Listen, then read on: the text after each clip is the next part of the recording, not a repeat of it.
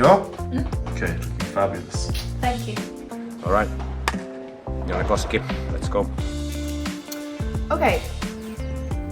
What's up, world? Fitness project.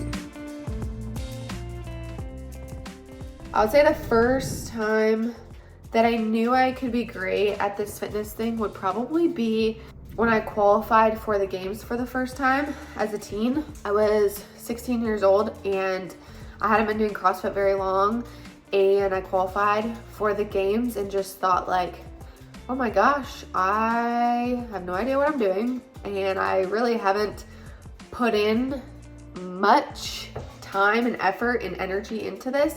And I was like, dang, if I put more energy and time and effort and try a little bit harder, I feel like I could be really good at this. So that was a really cool moment. And then making it to the games that year, my goal honestly was just not to take last place. And so I took fourth, and I was like, okay, after this, I want to go back and I want to actually try really, really hard and put in effort and see how good I could get. But yeah, that was probably the moment where I was like, ooh, I could be pretty good, I think. So the moment I knew I could be great at this fitness thing was probably in 2013. I think I was 18 years old, and I qualified first time for the regionals back in the day. Yeah, that was the first competition against like the real good athletes, and I finished 10th, even after like only 6 months of training.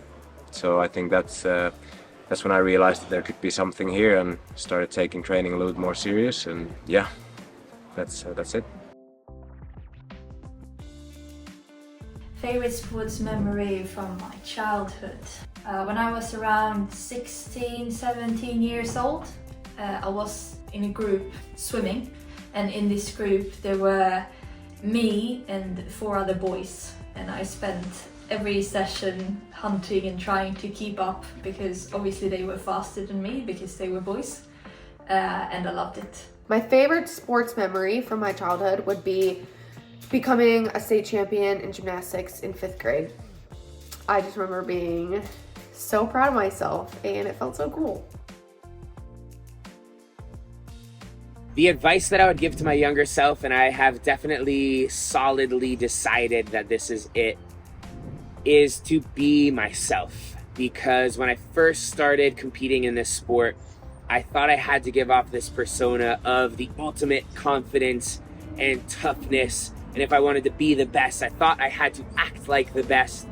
And that was exactly it. I was just acting, and I wasn't really being myself, and it rubbed a lot of people the wrong way, and it didn't feel good to me. I didn't feel comfortable in my own skin. So if I had to go back to that guy, the 20-year-old that was just starting competing at the CrossFit Games, I would tell him to relax, have fun, be yourself, be nice, and try not to be so cool. You are way cooler when you're not trying to be cool. Ooh, wow, there's a lot. Advice that I would give my younger self would be, oh my gosh, patience. Be so patient with yourself. And if you think you're being patient, be more patient. I would say be nicer to myself. I would say put my friends and family first, and patience. Be nicer to myself. Make sure that I'm putting a lot of effort into my relationships with my friends and family and who I love the most. And I would also say listen to your gut, because my gut is always right. Love yourself and never stop fight for what you want. The biggest challenge in sports the past 5 years, I've had multiple injuries that I've had to, and surgeries that I have to recover from, which have been, mentally hard. But I think last year, like failing to qualify for the games, that was mentally probably the toughest for me. I had a very good season, like the beginning of the season, so I had a lot of expectation on myself, and then failing so bad, that was probably the most challenging, like mentally, to get through. Armando, what's the biggest challenge that I've faced in my life in the past 3 years? That's tough. I gotta think about that one for a second. You're about to get into a good one now. I might. That's true. Even though I have been blessed to live a very fortunate life that I'm grateful for, It hasn't been without its fair share of challenges. I would say some of the biggest ones that I've experienced in the last handful of years have been my parents splitting up, my dog having a major cancer removing surgery, our sport kind of being turned upside down and having to figure out what I wanted to do with my career. My wife and I having trouble getting pregnant for almost 2 years.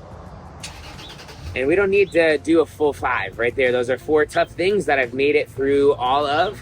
And again, that's just kind of encouraging for me that no matter what situation you're going through, if you try to make it to the other side and to a place that feels like a better place, it's possible. I would say the biggest challenge that I've faced in the past 5 years has been trying to navigate my colitis and health issues. It's been a journey, and it's felt pretty lonely, and so I'm really glad that I've been able to open up about it more and share more and feel comfortable to do that. And I'm just so grateful that I have such an amazing support system and so many resources now that I didn't have before to help me navigate it and figure it out and get me to a point where I'm healthy now. Because it has been extremely difficult on my body physically and mentally, emotionally. It has affected friends and family, relationships. It's affected everything in my life. But at the same time, it's also just made me so resilient and tough. It's actually probably brought me closer to people in some ways as well. And I feel like I can actually relate to some other people better. So even though it has been really, really hard, there's a lot of good things that have also come out of it that I'm able to see now, being on the other side. Where do I find inspiration on my hardest, darkest days? I don't think it's so much about inspiration.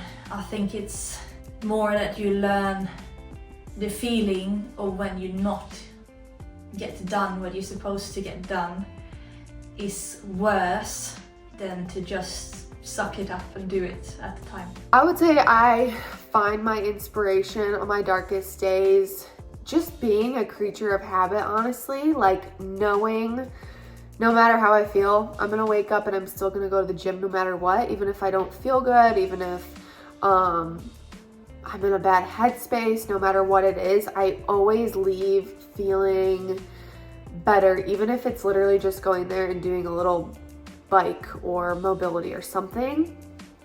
I feel like the hardest part is always starting, and that's kind of something that I feel like is a misconception, is that we're all so motivated every day. And I would say most people don't wake up just feeling that every single day. It's just what we do because it's a routine and it's a part of our lives and our routine, that you don't even have to like sit there and think like, oh, am I gonna work out today?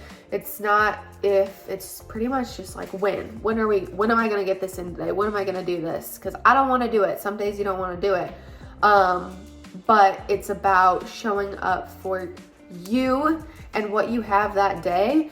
And it might not be the most amazing performance, you're not gonna lift the most weights, whatever, but making yourself proud and feeling like you're leaving the gym better than when you got there is kind of my motivation to just go in, do what you can, and give your best for that day. And something I always tell myself is my best is enough. So for that day, it might not be anything special, but it's enough because that's what I had in that moment, in that day. If I would get 20,000 to spend on one day, yeah, I would probably go to a Canyon bike shop and buy a couple more bikes. I get $20,000 and I have to spend it all in one day. if I can spend more than this, I would buy a house. And otherwise I would buy a car. If I got 20 grand and I had to spend it all in one day, I would probably go to Hawaii and do all of the cool adventurous activities and eat at the most amazing restaurants and go on like boat rides and snorkel and fly in a helicopter, stay in like a crazy hotel with like on the water with all of my best friends and family. Of course, Obi would be there. And then also, Hawaii. I'd for sure go to Hawaii and lay on the beach with a ton of good food, personal chef, snorkel. Oh, I'd probably ride some dolphins. Yeah, that would be amazing. If I had to spend $20,000 in one day, and it had to be on something for me, my instinct, without it sounding cliche or virtue signaling, would be I'd want to go and like bless somebody or donate it. But if it had to be something that I would buy, currently we are renovating the house to get ready for our little man, and nurseries are expensive. So I think a lot of that money would go towards building out the baby room, sweet crib, car seat, a stroller, maybe a new couch for us all to cuddle on in the living room. That stuff kind of benefits the whole family.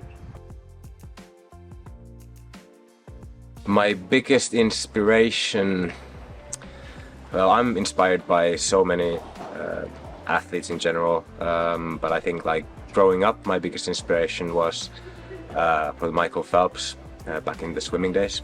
My biggest inspiration is David. Compis, you can't answer David to all of these. Yes, I can. My biggest inspiration, I'm gonna say, is my family, my wife and my unborn son. Hopefully by the time this video goes live anywhere, we will have officially announced that. But those two inspire me to be great because I want to set a good example for them and provide a beautiful life for them.